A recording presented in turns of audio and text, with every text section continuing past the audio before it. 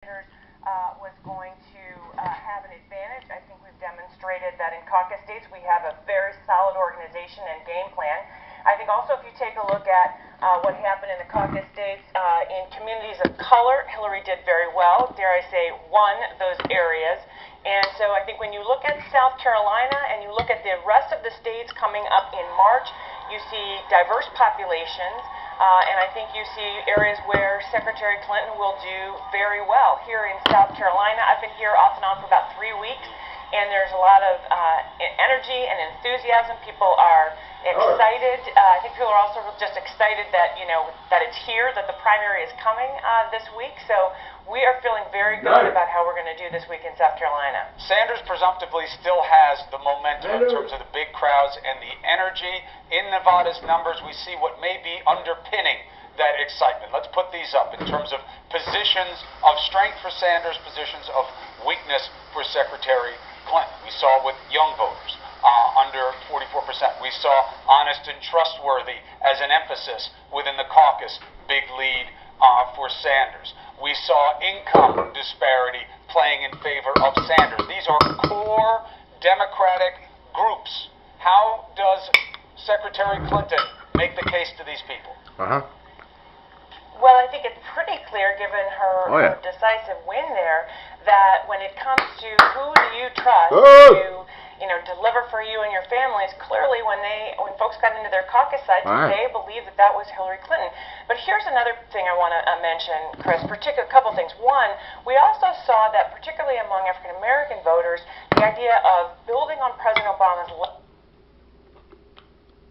even down to the fact that they replaced Trump with Arnold on The Apprentice. So it is a movement where people have not felt it. They think they didn't see it coming, and it's just has overtaken. People are just fed up with everything that has gone on, so they want to see a fundamental change, and that's what we're seeing in the polls. Nicole, that sound familiar? Yeah, and keeping with this idea of sort of cleaning house, I mean, that was Arnold's message. He campaigned with brooms on the...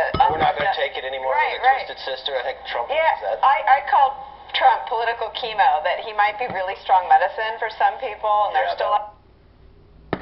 The Brady bill 5 times. Hillary Clinton actually worked on behalf of getting the Brady bill passed. President Obama supports the Brady bill, so I'm not quite sure where that step went. But most importantly, when we talk about the gun manufacturer's liability, now, Senator Sanders, that was a priority of the NRA, and Senator Sanders was not in the right place initially on that piece of legislation. Now he sort of started to, change his mind. He still does. I think people have moved. I mean, at the beginning, I think it's the same panic you're probably feeling in the Democrat, but they didn't think Bernie would be where he's at. They didn't think where it's to now. I mean, I personally believe it's down to a 2-person race.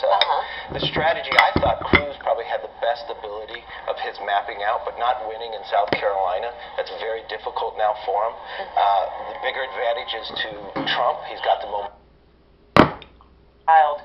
To gun violence. And so I guess what I would say is they don't see the consistency in Senator Sanders' record. They see the consistency in Hillary Clinton's record. The other piece that I think is very critical is that, folks also see a consistency in Hillary's record when it comes to the issues that she's worked on throughout her life, like see you tomorrow. I mean, 1 o'clock. People who are incarcerated with adults, getting them out. That was the case here in South Carolina. Hello. You say hello. She's got a plan for criminal justice reform. Hello.